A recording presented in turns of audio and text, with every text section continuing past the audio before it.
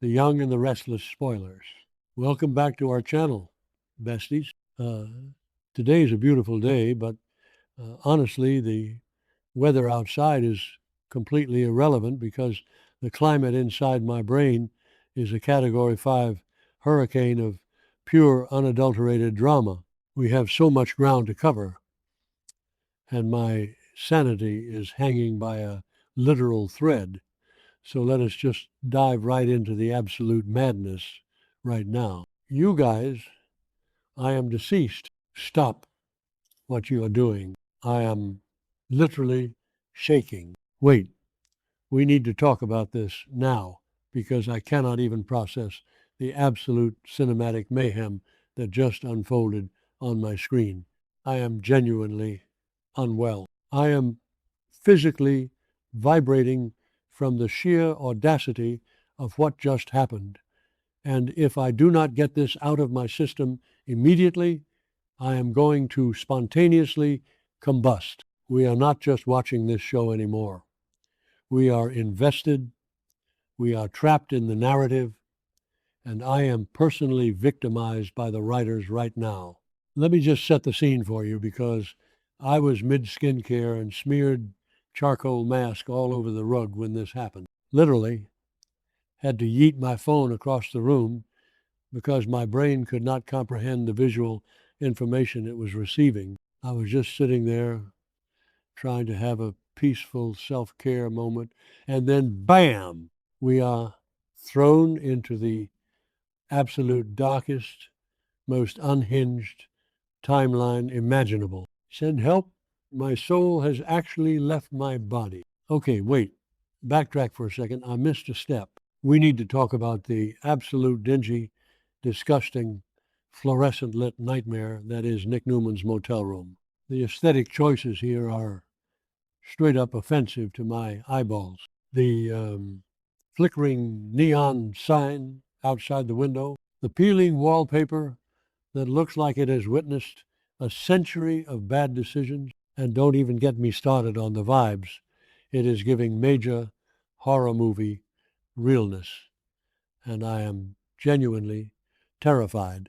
But honestly, the set design is the least of our problems right now because what happened inside that room has officially altered my brain chemistry forever. So Nick wakes up.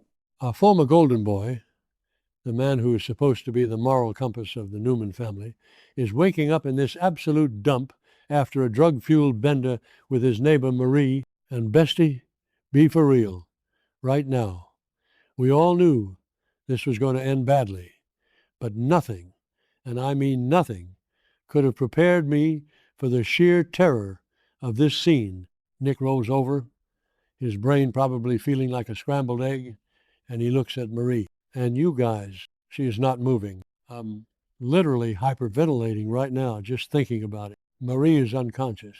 She is straight up unresponsive. And then the camera does this slow, agonizing zoom, and we see it.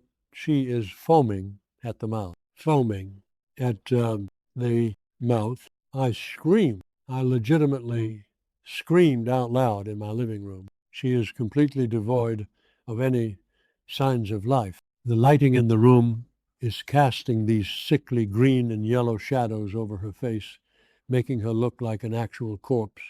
And Nick's face, oh my God, the sheer, unadulterated panic that washes over him is award-worthy.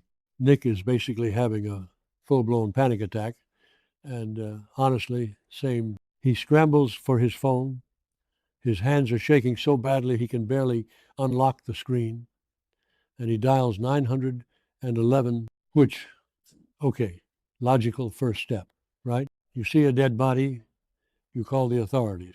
But wait, his brain starts buffering. He is staring at Marie's lifeless body.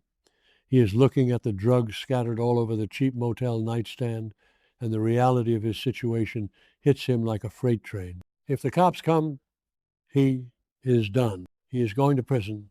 The scandal will destroy the Newman family. Victor will absolutely lose his mind. And worst of all, Matt Clark will have won. Matt Clark's psychological torture will have successfully ruined Nick's life forever. So what does this absolute mess of a man do? He hangs up. He hangs up the phone on 911. I was screaming at the television, "Nick, what are you doing?" They are officially on my do not perceive list. I am so done with these people making the worst possible choices. Oh, hold on. I should have mentioned this earlier, but Nick's entire mental state right now is completely shattered. He just had that horrifying fentanyl nightmare where Matt Clark taunted him, and now his reality is literally worse than the nightmare. So, in a state of pure primal panic, he dials the only person in the world who has always, unconditionally, cleaned up his messes. He calls Sharon. Did I say that yet? Ugh, my brain is mush. Moving on, he calls Sharon, and the desperation in his voice is genuinely chilling. He is sobbing. He is hyperventilating.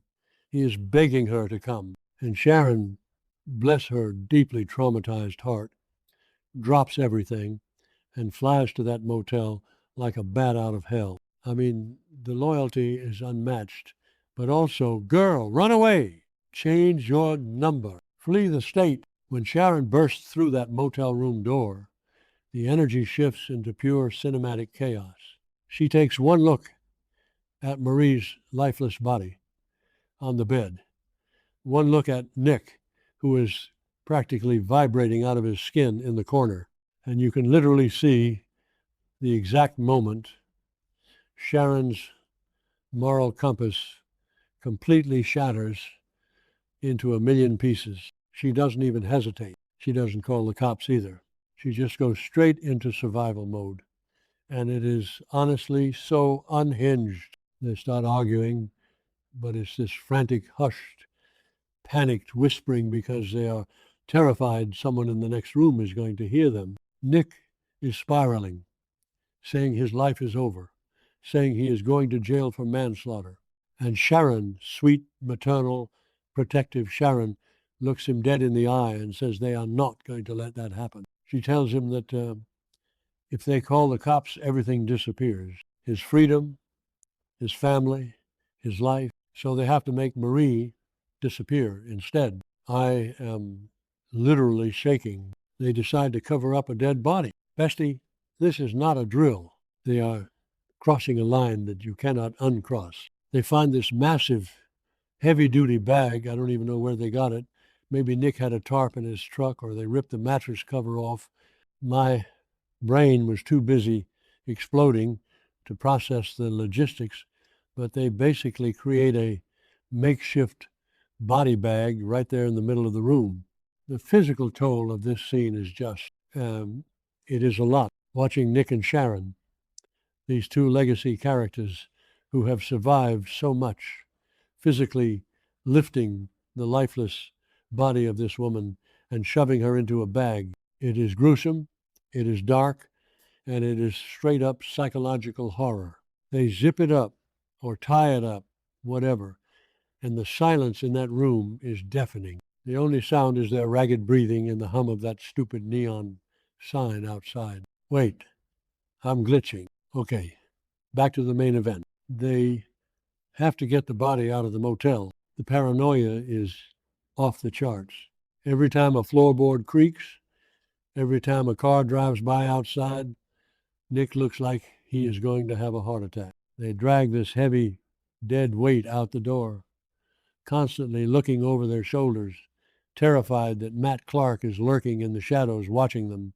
Because, let's be real, Matt Clark is exactly the kind of creep who would be hiding in the bushes eating popcorn while this happens. They manage to heave Marie's body into the trunk of the car. The sickening thud of the body hitting the metal of the trunk will haunt my nightmares forever.